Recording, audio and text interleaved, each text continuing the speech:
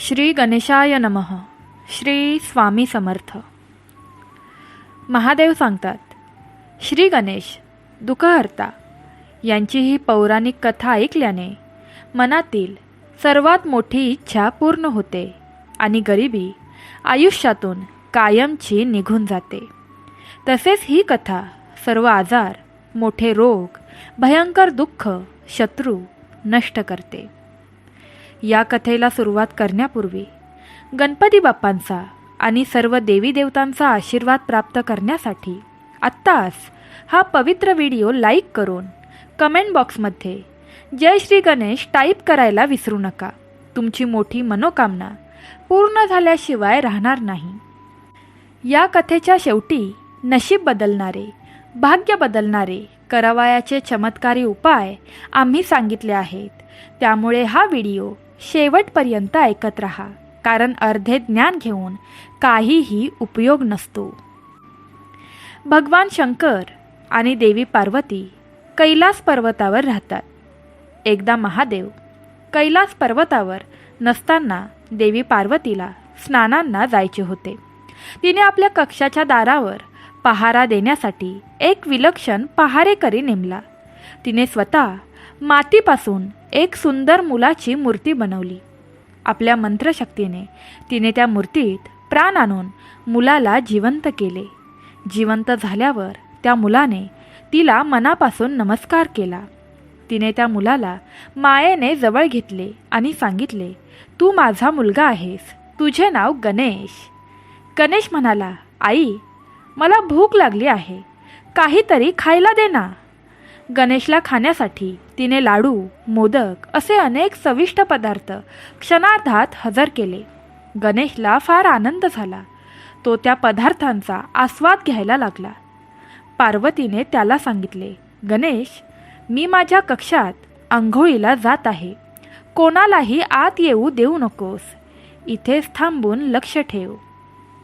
गणेश म्हणाला, हो आई, मी लक्ष ठेवेन, कोणालाही आत सोडणार नाही. पार्वती आत गेली.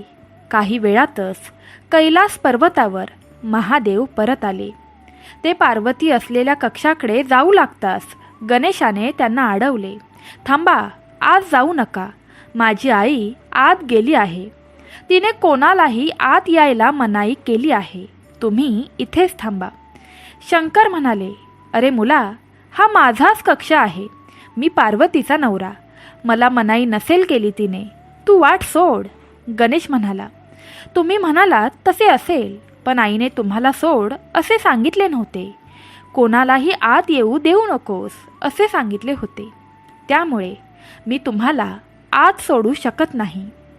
शंकराचा सेवकी नंदी मध्ये पडला.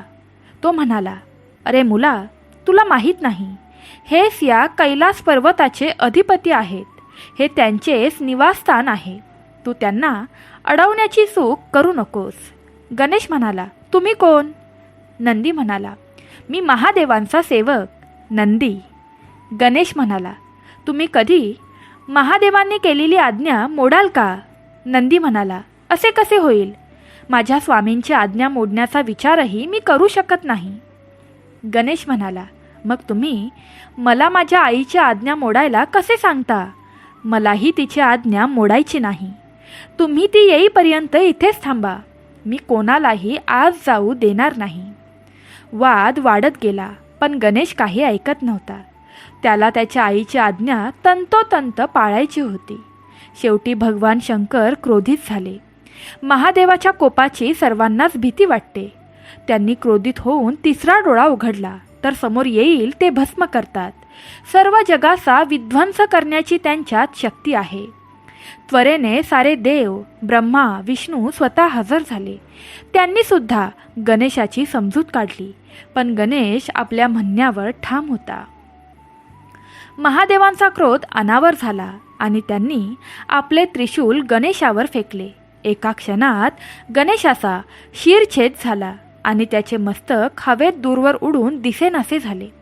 शंकर त्याला ओलांडून आत जायला निघाले, तोच पार्वती बाहेर आली. गणेशाचे मस्तकहीन शरीर पाहून तिला धक्का बसला. तिने प्रचंड आक्रोश केला. तिला घडलेला प्रकार समजल्यावर तीही फार क्रोधित झाली. तिने शंकराला आणि उपस्थित सर्वांना जाब विचारला. गणेश माझा मुलगा होता. मी त्याला निर्माण केले होते. तो माझ्या आज्ञेचं पालन करत होता आणि त्याने हे तुम्हा सर्वांना सांगूनही तुम्ही त्याला मारलत. एका निष्पाप मुलाचा जीव घेतलात. काय चूक होती त्याची? शंकर आता नरमले होते. देवी, आम्हाला क्षमा कर. आम्हाला गणेशबद्दल माहीत नव्हते. तो माझी वाट अडवून बसला होता, त्यामुळे मी क्रोधित झालो. माहीत असो वा नसो, तो एक लहान मुलगा होता. त्याच्याशी वागताना तुम्हाला संयम नको? तुझे बरोबर आहे देवी. आम्हाला आता फार पश्चाताप झाला आहे. त्याचा काहीच फायदा नाही. तुमच्या पश्चातापाने माझा मुलगा परत येईल. मला माझा मुलगा परत हवा आहे. ते आता कसे शक्य आहे देवी? आमच्या त्रिशूळाने गेलेला जीव परत कसा येईल? ते मला माहीत नाही स्वामी. मला माझा मुलगा हवा आहे, एवढंच मला ठाऊक आहे. तुम्हीच बघा कसा आणायचा ते. शंकर विचारात पडले. शेवटी त्यांना एक कल्पना सुचली. त्यांनी आपल्या सेवकांना उपदेश दिला की त्यांना रस्त्यात जो सजीव प्राणी दिसेल त्याचे शिर आणावे. त्यांच्या सेवकांना पहिला प्राणी दिसला तो म्हणजे बालहत्ती. त्यांनी त्याचे शिर आणले. महादेवांनी आपल्या सामर्थ्याने ते शिर गणेशाच्या शरीरावर जोडून गणेशाला पुन्हा जिवंत केले. गणेशाला सर्व देवांनी आशीर्वाद दिले. महादेवांनी देवांमध्ये प्रथम पूजनाचा मान गणेशाला दिला. त्यामुळे सर्व भक्त कुठल्याही पूजेत सर्वात आधी गणेशाला वंदन करतात. प्रथम ईश्वर म्हणून त्याचे एक नाव प्रथमेश आहे. गजाचे आनंद म्हणजे शिर असलेला देव म्हणून गजानन असेही नाव आहे.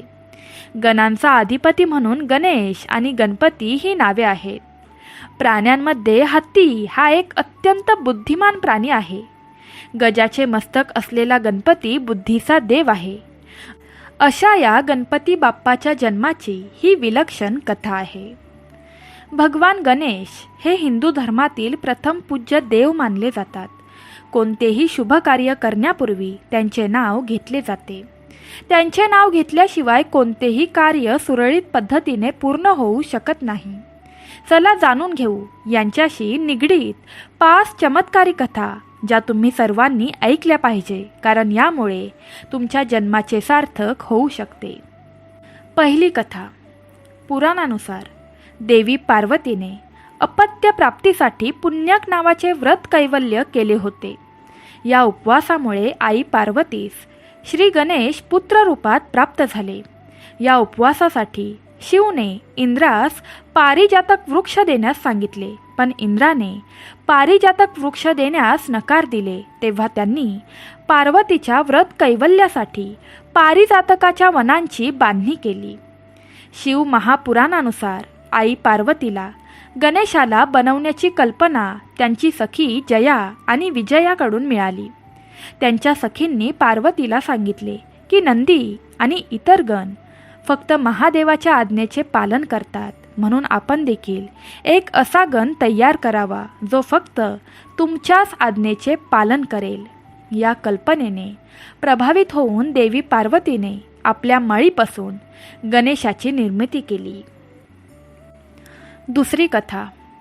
एका कथेनुसार शनीची दृष्टी पडल्यामुळे बाळ गणेशाचं डोकं जळून भस्मसात झाले. यावर दुःखी असलेल्या पार्वतीने ब्रह्माला म्हटले, ज्याचे डोके सर्वात पहिले सापडेल त्याला गणेशाच्या डोक्यावर लावून द्या. अशा प्रकारे पहिले डोकं एका हत्तीच्या बाळाचे सापडले. अशा प्रकारे गणेश गजानन बनले. एका दुसऱ्या आख्यायिकेनुसार गणेशाला दारात बसवून पार्वती आंघोळ करण्यास गेल्या. तेवढ्यात शिव आले आणि पार्वतीच्या निवासस्थानी जाऊ लागले. गणेशाने त्यांना जाऊ देण्यास नकार दिला, तर संतापलेल्या महादेवाने त्यांच्या डोक्यावर मार केला. या गणेशाचा जन्म पार्वतीने चंदनाच्या मिश्रणाने केला होता. जेव्हा पार्वतीने बघितले की त्यांच्या मुलाचे डोके कापले गेले आहे, तर त्या संतापल्या. त्यांच्या रागाला शांत करण्यासाठी भगवान शिवाने एका हत्तीच्या बाळाचे डोकं गणेशाच्या डोक्यावर लावून दिल्यावर ते जिवंत झाले. स्कंद पुराण. तिसरी कथा. एकदा शिवाप्रमाणेच गणेशांनी भगवान परशुरामाला कैलास पर्वतावर जाण्यापासून रोखले. त्यावेळी परशुराम कार्तवीर्य अर्जुनाचे वध करून कैलासावर शिवदर्शनाच्या इच्छेने गेले होते. ते शिवाचे अनन्य भक्त होते. गणेशाने रोखल्यावर ते गणेशाशी युद्ध करू लागले. गणेशाने त्यांना धूळ चाटवली. तेव्हा परशुरामाने शिवाने दिलेल्या परशुचा वापर गणेशावर केला, ज्यामुळे गणेशाचा डावा दात तुटला. तेव्हापासून ते एकदंत म्हणवले जातात. चौथी कथा. भगवान विष्णूंचे लग्न देवी लक्ष्मीसह करण्याचे योजले. सर्व देवांना आमंत्रण मिळाले, पण गणेशाला दिले नाही. भगवान विष्णूंच्या मिरवणुकीच्या वेळी सर्व देव आपापसात चर्चा करू लागले की गणेश नाही. मग सर्वांनी विष्णूंना विचारले तर त्यांनी म्हटले की आम्ही गणेशाच्या वडिलांनाच म्हणजेच महादेवांना आमंत्रण दिले आहे. जर गणेशाला वडिलांसोबत यायचे असेल ते आले असते. तर काही जण म्हणू लागले, जे जास्त खातात आणि जे आले तरी त्यांना घराच्या संरक्षणासाठी बसवून देण्यात येईल. नंतर ही गोष्ट गणेशाला समजताच त्यांनी आपल्या मूषक सैन्याला पुढे पाठवून वाटेला खालून पोकळ करून दिले. वराड तिथून निघाल्यावर रथांची चाक जमिनीत रुतली. बऱ्याच वेळा प्रयत्न केल्यावर देखील चाक नाहीच निघाले. सर्वांनी आपापल्या परीने प्रयत्न केले तरीही निघाले नाही. बऱ्याच जागीतून तुटायला लागले. कुणालाही काही सुचत नव्हते की आता काय करावं. तेव्हा नारदजींनी सांगितले की आपण गणेशाचे अवमान करून चांगले केले नाही. जर आपण त्यांना माग देऊन आमंत्रित कराल तरच आपले कार्य सिद्ध होऊ शकेल आणि हे संकट देखील टळेल. मग शंकराने आपल्या सेवक नंदीला पाठवले आणि ते गणेशाला घेऊन आले. गणेशाची आदराने पूजा करताच रथाची चाके निघाली. पाचवी कथा. देवी पार्वतीला सर्व देवांनी अमृतापासून तयार केलेले एक दिव्य मोदक दिले. मोदक बघून दोन्ही मुले कार्तिकेय आणि गणेश आईकडून मागू लागले. तेव्हा आईने मोदकाच्या महत्त्वाचे वर्णन करून म्हटले की आपल्या दोघांमधून धर्माच्या दृष्टीने श्रेष्ठ होऊन सर्व तीर्थक्षेत्रांना प्रथम भेट देईल त्यालाच हे मोदक मिळेल. आईची ही गोष्ट ऐकून कार्तिक व आपल्या मोरावर बसून एक चांगले मुहूर्त बघून सर्व तीर्थक्षेत्रांना भेट देऊन आले. इथे गणेशाचं वाहन उंदीर असल्यामुळे ते असं करण्यास असमर्थ होते. तेव्हा गणेशाने अत्यंत आदराने आपल्या आईवडिलांच्या भोवती प्रदक्षिणा घालून त्यांच्यासमोर जाऊन उभे राहिले. हे बघून आई पार्वती म्हणाल्या की सर्व तीर्थक्षेत्रात केलेले स्नान, सर्व देवांना केलेला नमस्कार, सर्व यज्ञाची फलप्राप्ती, सर्व प्रकारचे उपास, मंत्र, योग आणि संयमाचे पालन हे सर्व आईवडिलांच्या पूजेच्या 16व्या भागाच्या बरोबर देखील असू शकत नाही. म्हणून हे गणेश शेकडो पुत्र आणि शेकडो गणांच्यापेक्षा वर आहे. म्हणून हे मोदक मी गणेशाला देत आहे. आईवडिलांच्या भक्तीमुळे प्रत्येक यज्ञात सर्वात आधी गणेशाची पूजा होईल. पद्मपुराण. भक्तांनो, गणेश चतुर्थीला करा हे उपाय. भयंकर दुःखे, गरिबी, कर्ज, सर्व संकटे नष्ट होत. कोणतेही शुभ कार्य करण्याआधी वंदू तुझं मोरया असे म्हणत श्री गणेशाला पूजण्यात येते. असे मानले जाते की श्री गणेशाची मनोभावे पूजा केल्याने सर्व मनोकामना बाप्पा पूर्ण करतो. तुम्हालाही आयुष्यात अडचणी असतील आणि कोणती मनात इच्छा असेल तर तुम्ही इच्छापूर्तीसाठी गणेश चतुर्थीला काही उपाय करू शकता. या उपायांमुळे नक्कीच तुमची इच्छा पूर्ण होऊ शकते. जाणून घेऊयात इच्छापूर्तीसाठी गणेश चतुर्थीला कोणते उपाय करायला हवेत.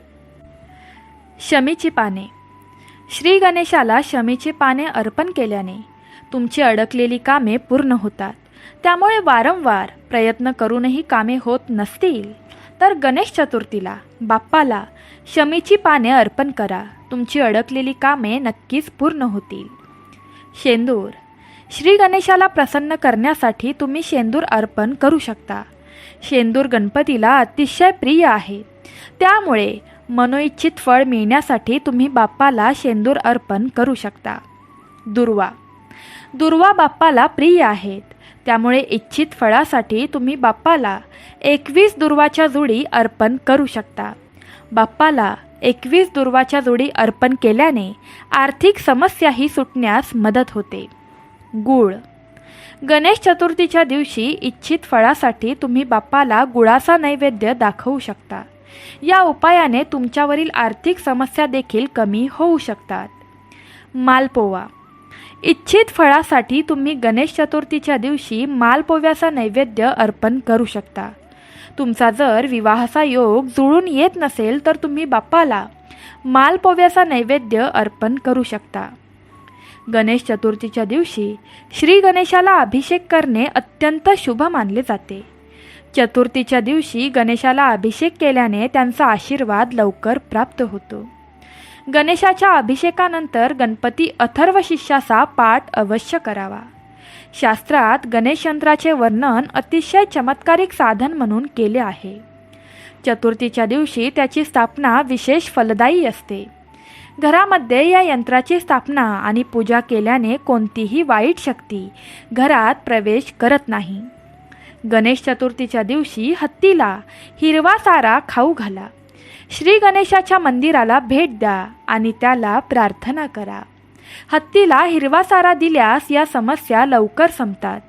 पैशांशी संबंधित समस्या दूर करण्यासाठी गणेश चतुर्थीच्या दिवशी स्नान केल्यानंतर गणेशाला गूळ आणि शुद्ध तूप अर्पण करा. यानंतर या भोगाचा नैवेद्य गायीला खाऊ घाला. या उपायाने पैशाशी संबंधित समस्या दूर होतात.